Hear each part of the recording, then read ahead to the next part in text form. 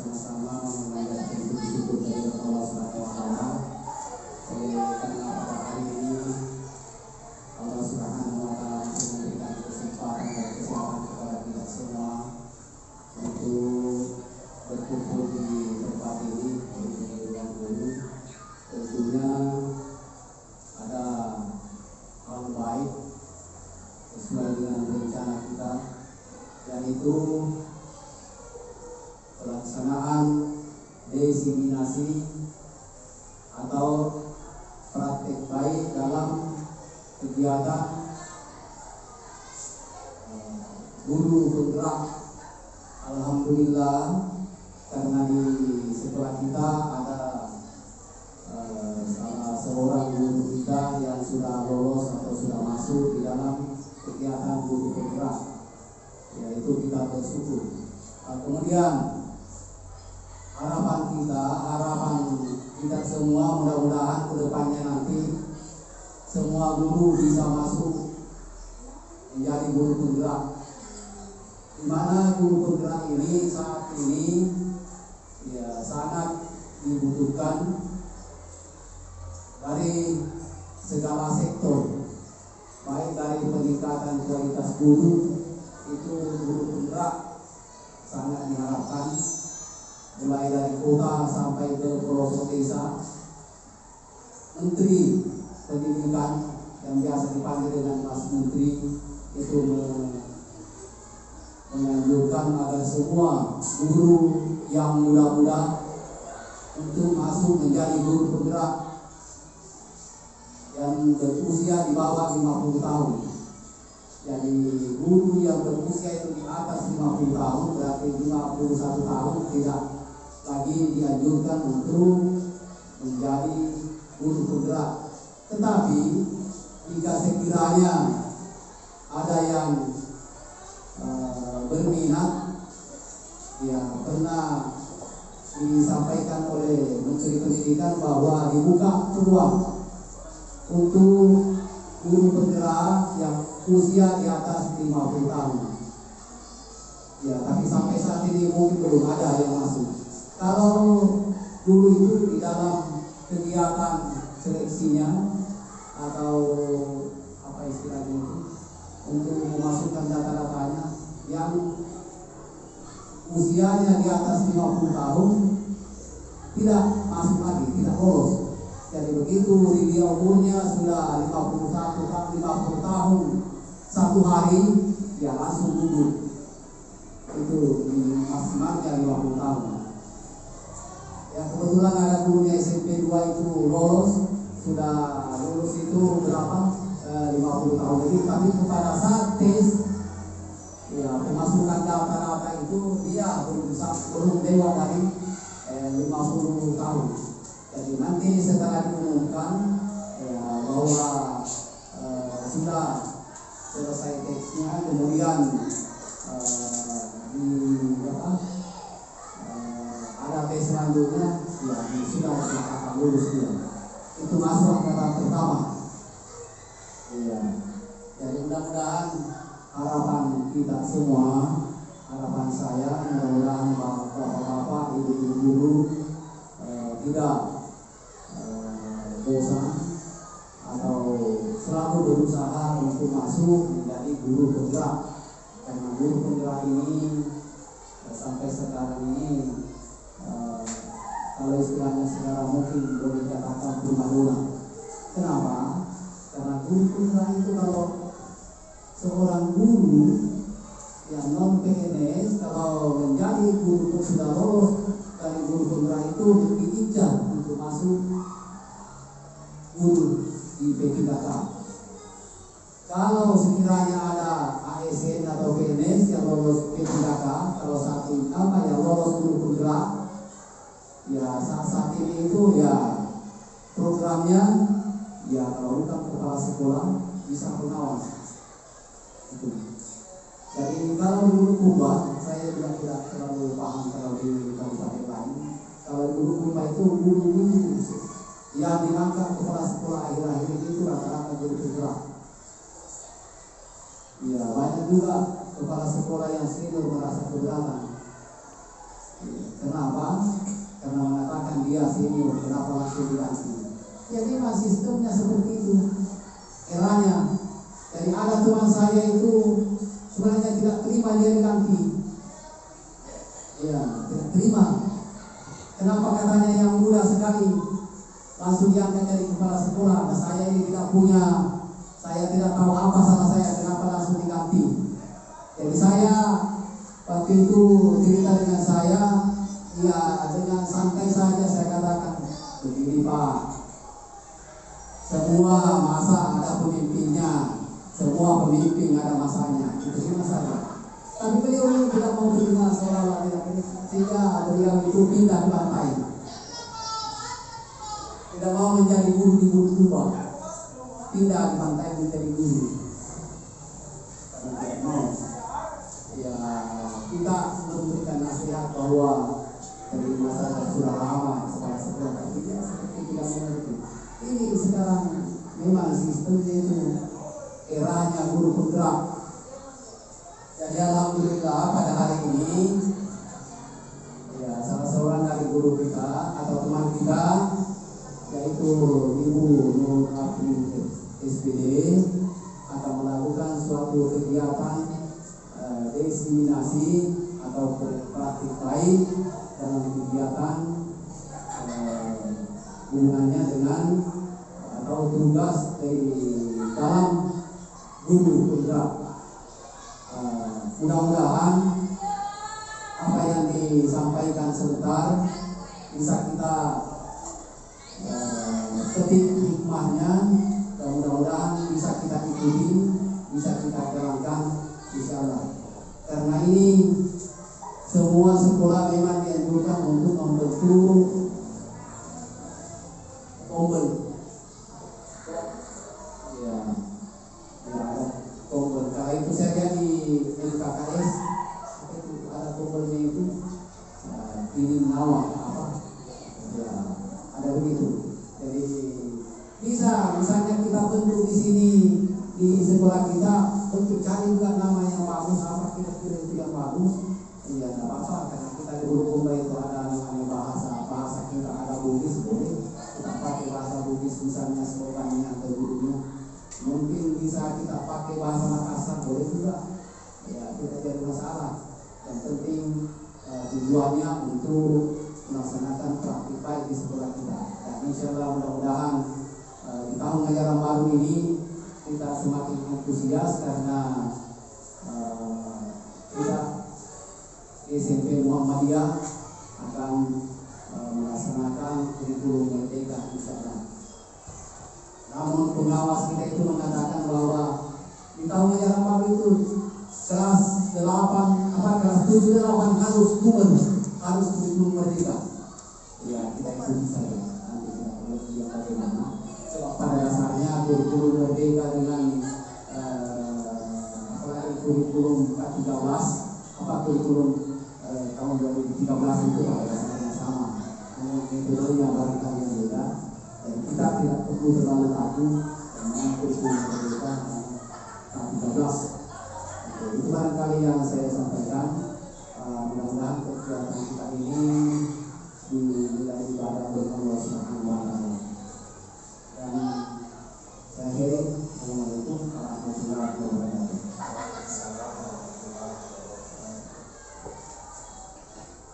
Alhamdulillah, terima kasih kepada Bapak Kepala Sekolah yang telah memberikan kesempatan kepada saya untuk melakukan diseminasi atau menyebarkan pemahaman dan pengalaman belajar.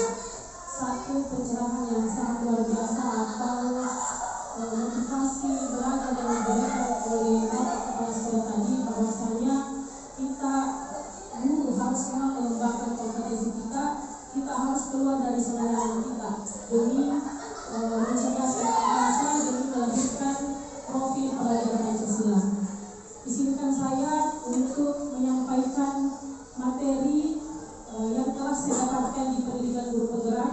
Saya berada di sini Bapak Ibu bukan untuk menghubungi Bapak Ibu, tapi hanya untuk berbagi ataupun sharing terkait budaya positif.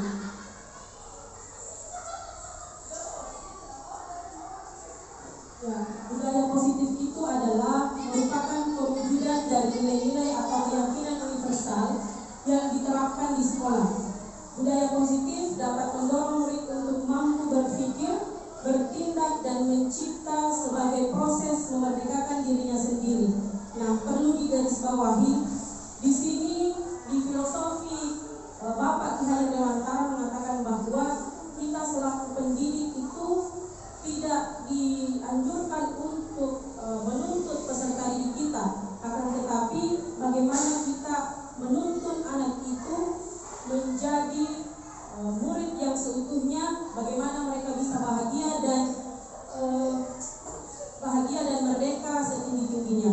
Di sini di budaya positif ada 7 poin penting yang akan kita ulas. Yang pertama itu tentang perubahan paradigma belajar, yang kedua disiplin positif, yang ketiga kebutuhan dasar manusia, 4 motivasi perilaku manusia, 5 posisi kontrol guru, 6 keyakinan kelas, dan yang terakhir adalah segitiga restitusi.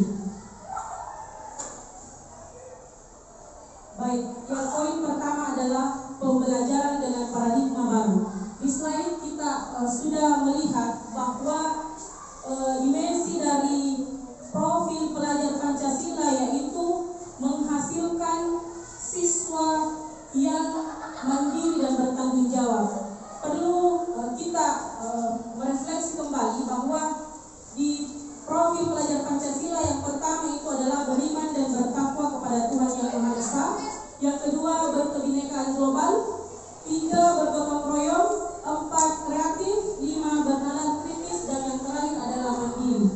Nah, di sini membahas tentang pembelajaran berdiferensiasi. Akan tetapi saya belum bisa atau men-share banyak tentang apa itu pembelajaran berdiferensiasi, karena pada dasarnya kami baru masuk pada modul 2.1 ini. Jadi yang dimaksud paradigma baru di sini yaitu pembelajaran berdiferensiasi, bagaimana kita mengajar sesuai dengan kebutuhan belajarnya siswa. Saya akan memperlihatkan sebuah video tentang budaya positif. Jadi silakan Bapak Ibu melihat video di atas. Sebentar akan ada pertanyaan refleksi setelah video ini.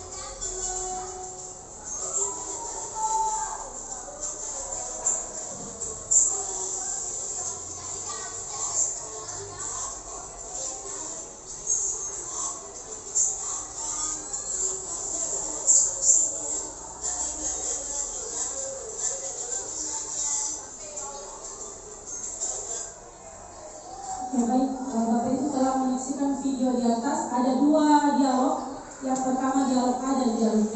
Kira-kira ada yang bisa merefleksikan kedua dialog di atas antara dialog A dan dialog B? Pertanyaan refleksifnya seperti ini. Apa perbedaan yang Anda lihat pada kedua cara guru tersebut dalam melibatkan peserta didik? Yang kedua, bagaimanakah perasaan peserta didik di sekolah A dan sekolah B? Bisa Bapak Ibu merefleksikan kembali dialog A tadi, kira-kira bagaimana cara ibu gurunya menyapa siswanya? Apakah dia ramah atau bagaimana? Yang di dialog A, bagaimana tadi perasaan siswanya, dan di dialog B bagaimana perasaan siswanya? Silakan Ibu Ramita. Baik, terima kasih atas kesempatan yang diberikan. Ya, terkait mengenai apa perbedaan dari dialog A dan B tadi dalam video tersebut. Yang pertama yaitu pada di sekolah A, guru itu lebih menekankan langsung kepada siswa baru, kepada siswa bahwa besok kita akan membersihkan. Itu guru itu langsung menginstruksikan. Sedangkan di sekolah B itu guru berusaha bagaimana siswa memperhatikan situasi di sekolah, situasi di kelas, bagaimana kira-kira kondisinya di sekolah, apakah sudah bersih atau tidak. Jadi perbedaan antara video A dan video B itu adalah terdapat pada bagaimana guru memperlakukan siswa, kemudian bagaimana reaksi dari siswa yang ada. Terutama pada video B itu siswa lebih banyak berpikir dan mencari solusi terkait mengenai apa yang mereka amati selama berada di lingkungan sekolah. Jawaban yang sangat luar biasa. Betul sekali yang dipaparkan oleh Bu Ramita, bahwasanya di potret sekolah A, guru itu tidak melakukan dialog sama sekali kepada peserta didiknya. Dia langsung menyuruh bahwa besok akan ada lomba seperti ini, silakan bekerja. Sedangkan di situasi B, gurunya itu melakukan dialog. Nah, kira-kira perasaan peserta didik di dialog A, dia itu ini mendapatkan pujian dan perasaan terpaksa melakukan pekerjaan itu. Sedangkan di dialog B, guru mengajak murid berkeliling sekolah untuk mengamati lingkungan sekolah. Nah, ini melakukan dialog secara terbuka. Bagaimana perasaan peserta didik? Dia merasa senang, antusias, bahagia, dan merasa dilibatkan. Nah, ini mungkin akan menjadi contoh bagi kita semua ketika kita melakukan kegiatan seperti ini di lingkungan sekolah kita. Baik, kita masuk ke disiplin positif. Nah, di sini disiplin positif adalah dia pembiasaan hal yang baik. Jadi hal-hal yang baik yang selalu kita lakukan mencakup sikap atau perilaku maupun tutur kata oleh seluruh warga sekolah, terutama bagi murid agar dapat berkembang menjadi pribadi yang kritis, mandiri, dan bertanggung jawab. Kita garis bawahi kata kritis, mandiri, dan bertanggung jawab. Nah, kembali lagi, sebagai pendidik, sebagai pengajar, tentunya kita harus menjadi rules model bagi mereka. Itu dulu yang harus kita pahami bersama, bahwa saya ini sebagai pendidik harus menjadi contoh, harus menjadi tauladan bagi mereka, agar apa yang kita kerjakan, apa yang kita lakukan itu menjadi acuan bagi mereka semua.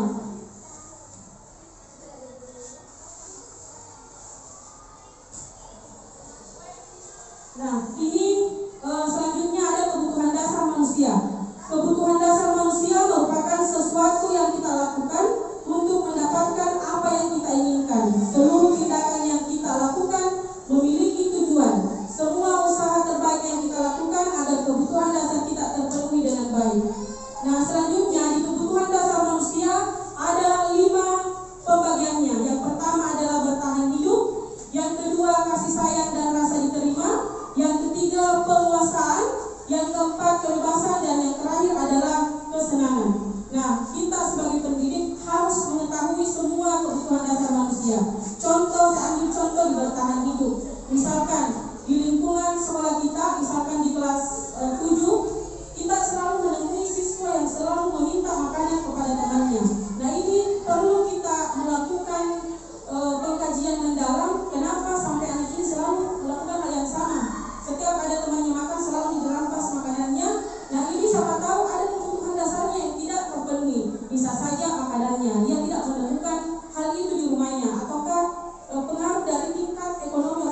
sehingga dia tidak mendapatkan hal itu di rumahnya. Maka dia melakukan hal yang meminta atau bahkan merampas makanan temannya.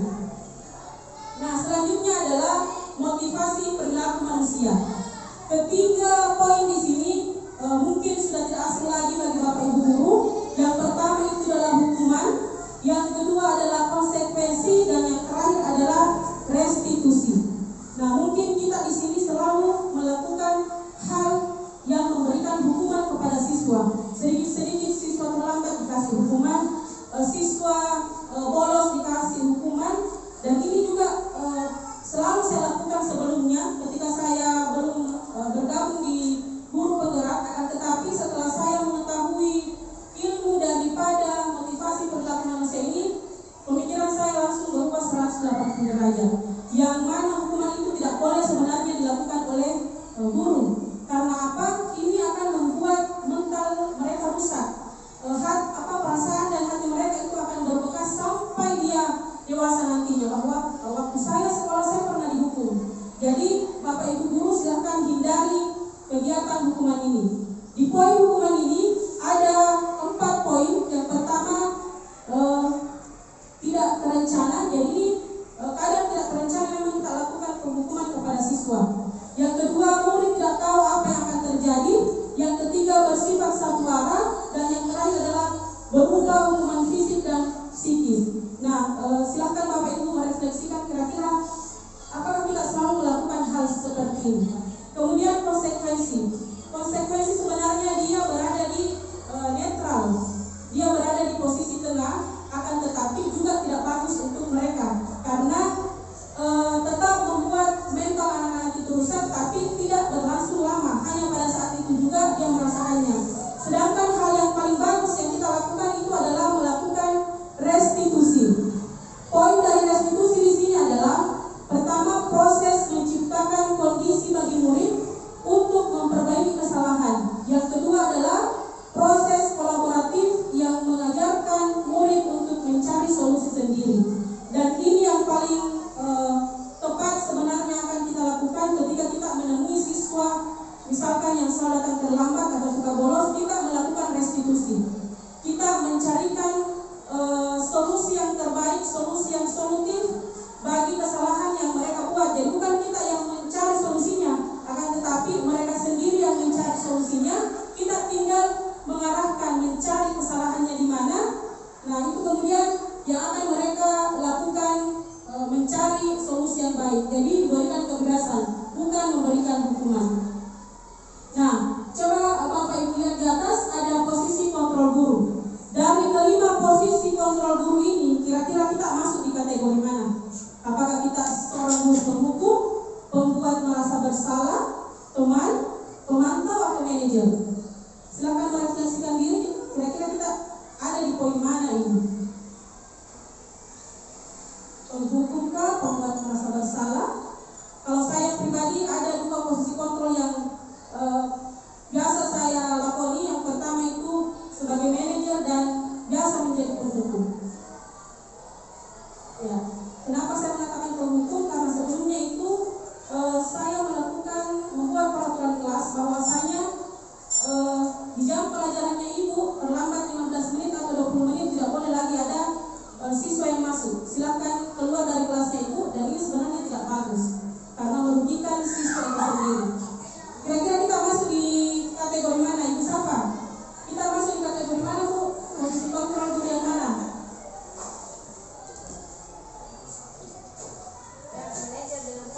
Ya, manajer dengan penghukum. Pak Adi? Ya, manajer dengan penghukum. Ibu Yusmi, tapi di posisi mana? Posisi kontrol yang mana? Penghukum. Ibu Lilis? Ya, Ibu Kamita? Ya, teman. Nah, kita lihat sebentar penjelasannya. Kalau dilihat dari posisi kontrol guru, yang paling bagus itu adalah sebagai manajer. Nah, di sini ada contoh kasus penghukum. Jadi penghukum itu selalu menggunakan suara tinggi, bahasa tubuh yang tidak bisa dibahasakan, mata melotot, jari menunjuk-tunjuk, dan menghardik. Bisa dibayangkan kira-kira tadi yang mengatakan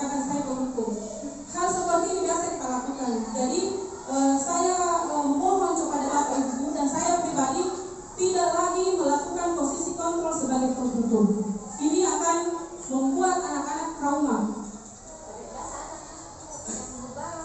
Ya, itu ya kalau misalkan ada seperti itu Bu, kita melakukan restitusi. Kita panggil anaknya itu, kenapa sampai misalkan tidak suka pelajaran Kak, kita korek informasi kenapa sampai begitu. Dia pasti punya alasan. Dan setelah dia sebentar mengutarakan alasannya, kita suruh dia mencari solusi. Kira-kira apa?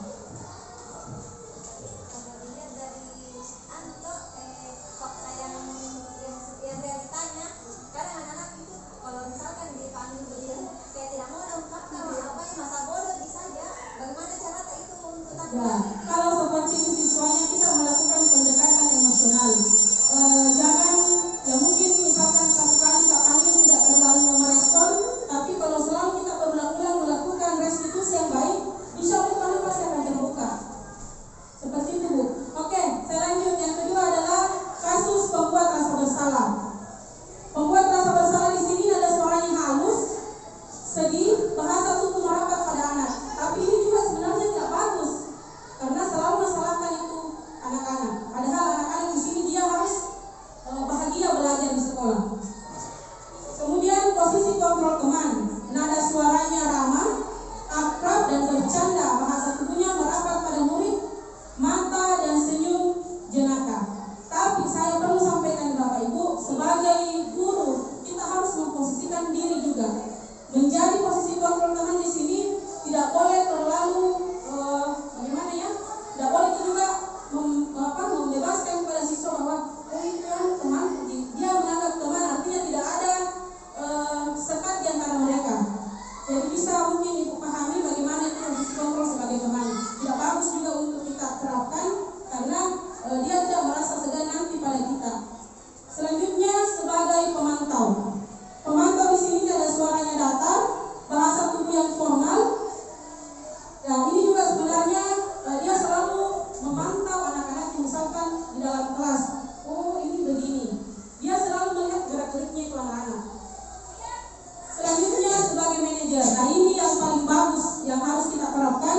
Nada suaranya tulus, bahasa tubuh tidak kaku, mendekati murid. Ya, ini bagaimana kita menjadi manajer yang bagus untuk mereka dengan menggunakan suara yang tulus dan bahasa tubuh yang tidak kaku. Selanjutnya, ya ini adalah keyakinan kelas. Jadi Bapak Ibu guru tidak ada lagi yang namanya peraturan kelas.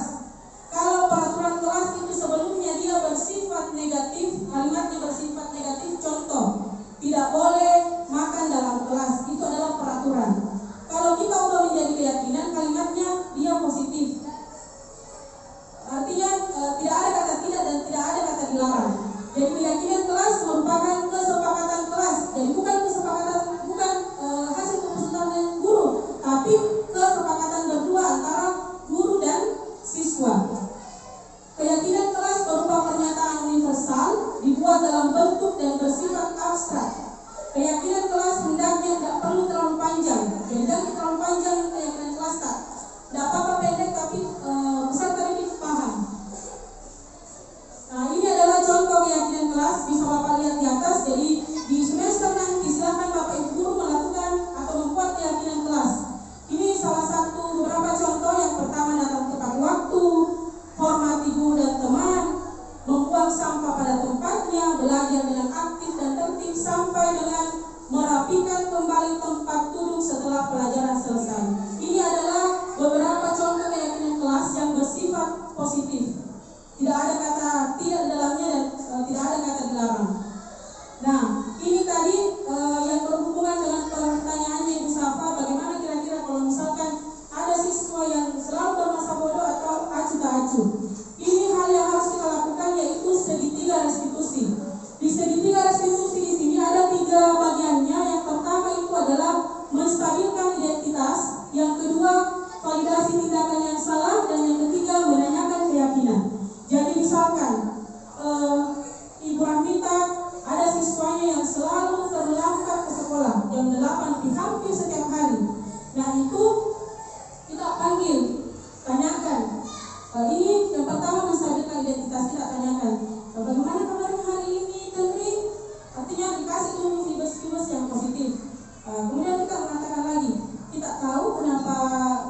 panggil ke sini, kalau dia menjawab ya Bu, saya tahu, kita tanya lagi, kira-kira apa sampai saya panggil ke sini. Misalkan, ya Bu, saya tadi ditanya sama ketua kelas, katanya Ibu Rahmita manggil saya karena selalu datang terlambat ke sekolah. Itu memvalidasi tindakan yang salah. Kita tanya lagi, kenapa sampai terlambat ke sekolah? Apa yang kita lakukan tadi malam? Saya yang mengatakan, gak ada Kak tadi malam. Nah, itu kita bisa mengatakan lagi, ya sebenarnya itu tidak bagus untuk kita sebagai pelajar, karena itu bisa membuat kita terlambat. Kira-kira apa yang akan kita lakukan? Tidak terlambat lagi ke sekolah. Dia sendiri sebenarnya kita akan menjawab, tidak mampu Kak sampai larut malam Bu. Nah, itu jawaban yang benar. Kemudian masuk ke menanyakan keyakinan. Nah, kita kembali lagi, kira-kira Tengri melanggar keyakinan yang mana? Sesuai keyakinan yang telah kita buat kemarin, Tengri melanggar di poin mana? Dia akan mengingat itu kalau memang dia terlibat pada pembuatan keyakinan kelas. Jadi segitiga restitusi adalah suatu proses dialog yang dijalankan guru atau orang tua agar dapat menghasilkan murid yang mandiri dan bertanggung jawab. Jadi bukan kita yang mencari solusi, tapi siswa tersebut yang dibebaskan tanpa memberikan hukuman. Ya, jadi ini tadi menstabilkan identitas, validasi tindakan yang salah, beberapa pernyataan yang bisa kita ajukan kepada siswa, menanyakan keyakinan kelas. Oke, cukup sampai di sini materi tentang budaya positif. Semoga apa yang saya sharing bisa bermanfaat untuk Bapak Ibu semua. Terima kasih banyak. Assalamualaikum warahmatullahi wabarakatuh.